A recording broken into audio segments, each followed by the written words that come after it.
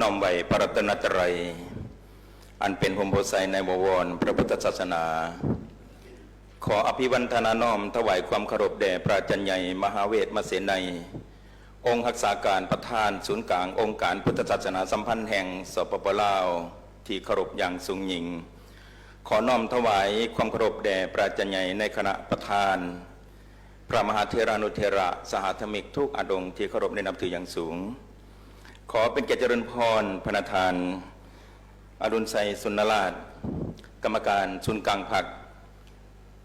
เลขาคณะบริหารงานพรรคเจ้าแข็งจำประซักพร้อมด้วยการนำพรรคหลักทุกฐานที่เคารพในนับถือ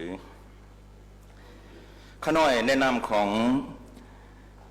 ประธานศูนย์กลางองค์การพุทธศาสนาสัมพันธ์แห่งสปป.ลาวและแนะนำของคณะบริหารงานประจำการศูนย์กลางอปส.ขออนุญาตผ่านบทรายงานผลสำเร็จกองประชุมปฐมฤกษ์ขององค์การพุทธศาสนาสัมพันธ์ลาวแข็งจำประซักสมัยที่9สาธารณรัฐประชาธิปไตยประชาชนลาวสันติภาพเอกราชประชาธิปไตยเอกภาพพัฒนาถาวรขีดหน้าหนึ่งอิงตามธรรมนูญสงฆ์ลาวฉบับปรับปรุงเลขที่96/อปส.ลงวันที่15 ธันวาคม 2022ขีดหน้า2อิงตามผลการค้นคว้าและการเห็นดีเป็นเอกภาพในกองประชุมครั้งปฐมฤกษ์ครั้งวันที่29 กันยายน 2025ข้าน้อยอาตมาภาพโดยได้รับการมอบหมายจากคณะประธานกองประชุมใหญ่ขอเสนอผลการพิจารณารับรองบุคลากรสงฆ์ประกอบเขาในกงจักการจัดตั้งขององค์การพุทธศาสนาสัมพันธ์ลาวแข็งจำปาสักสมัยที่9ในโอกาสกองประชุมครั้งปฐมฤกษ์คณะบริหารงานองค์การพุทธศาสนาสัมพันธ์ลาวแข็งจำปาสักสมัยที่9ซึ่งมีรายละเอียดดังดุมนี้ข้าน้อยขออนุญาตผ่านหับห้องเอาคณะประธานก่อนและจังคอยนำเสนอคณะบริหารงานของอปส.แข็งและก็ดำเนินต่อในคณะประจำและกรรมการเป็นลำดับขั้นตอนขออนุญาตผ่านรายนามของคณะที่ปรึกษาก่อนเมื่อได้ยินสื่อขอกราบพระธนมนต์ด้วยความเคารพต่อพ่อแม่ครูบาอาจารย์ได้ขึ้นมายืนอยู่ทางเบื้องด้านหน้าของกองประชุมเพื่อจะได้ถ่ายรูปเป็นที่ระลึกเอาไว้และก็เป็นการบันทึกความทรงจำและก็เป็นบทบันทึกอันนึงสำหรับภาพในการจัดตั้งกองประชุมในสมัยนี้ขอกราบพระธนมนต์ไว้ล่วงหน้าในโอกาสนี้ด้วยขอหับห้องเอาคณะที่ปรึกษาคณะบริหารงานองค์การพุทธศาสนาสัมพันธ์ลาวแขวงจำปาสักคณะที่ปรึกษาคณะบริหารงานองค์การพุทธศาสนาสัมพันธ์ลาวแขวงจำปาสักสมัยที่9มีจำนวน4องค์ประกอบมีรายชื่อดังนี้พระอาจารย์ใหญ่คำพันธ์นาวโร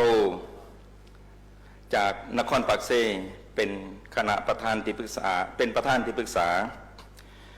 2พระอาจารย์สว่างเพชรสลาดเมืองปักซองเป็นคณะที่ปรึกษา3พระอาจารย์ใหญ่ท่องใสจันทกุล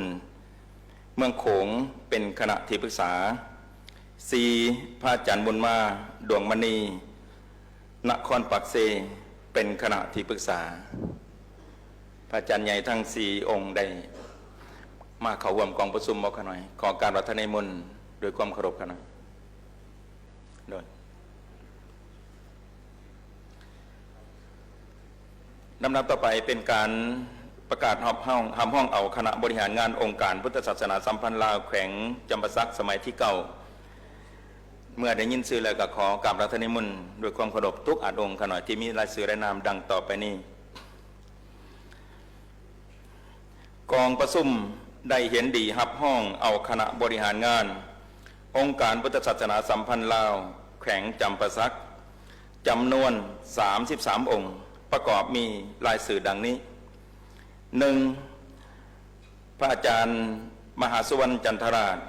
2พระอาจารย์อ่อนเดชบรจักร3พระอาจารย์โสภาปัสโสโต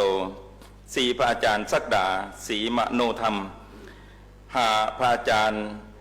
ห้องศาสตราจารย์ปริญญาเอกคำตู่อินทวงศ์ 6พระอาจารย์บุญหอมบรรศิริ7พระอาจารย์ปอทอุดมศักดิ์แก้วพันธวงศ์8พระอาจารย์ปอทสีเมืองวงถะทองดำ9พระอาจารย์ปริญญาเอกแสงสวรรค์สิริจันโท10พระอาจารย์ปอทปริญญาโทบุญกองโพธิราช11พระอาจารย์บุญจรแก้วสันติไซ12พระอาจารย์บุญศรีคำสวัสดิ์13พระอาจารย์คำผักพมไซ14พระอาจารย์ปูนาศรีหาราช15พระอาจารย์บุญเฮียงเทพอินทา16พระอาจารย์ขาวพรวงพรม17พระอาจารย์โอษฐ์คำประสงค์18พระอาจารย์บุญตาแก้วบัวพา19พระอาจารย์บัวแก้วแก้ววงศา20พระอาจารย์ปริญญาโทคำวิไลปะธรรมวงศ์21พระอาจารย์วีรพงษ์หมั่นคง22พระอาจารย์ปริญญาเอกจิตตวงศ์แสงแก้ว23พระอาจารย์ปริญญาเอกคำจันทร์ศรีประเสริฐ24พระอาจารย์สอนนาควิเศษ25พระอาจารย์บุญสู้พิมพ์สอน26พระอาจารย์คำทึกศรีสวัสดิ์27พระอาจารย์สุพลกองมณีวัน28พระอาจารย์ใจวิปัสไส29พระอาจารย์บุญมีกันหาวงศ์30พระอาจารย์กิเกียรติอาสา31พระอาจารย์คำเก่งคำพวัน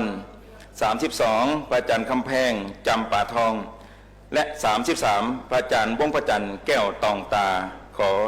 กราบราตนิมนต์ทั้ง33องค์กันหน่อยเก็บภาพเอาไว้ขณะจะตั้งพิธีคอยจัดได้ถ่ายรูปเอาไว้เนาะเก็บภาพเพื่อจะได้ไปบันทึกอยู่ในปึ่มผลสำเร็จกองประชุมผู้แทนสงฆ์ทั่วแข็งจำปาสักสมัยที่เก่าอันนี้แม่นสมนาของคณะบริหารงานสุดใหม่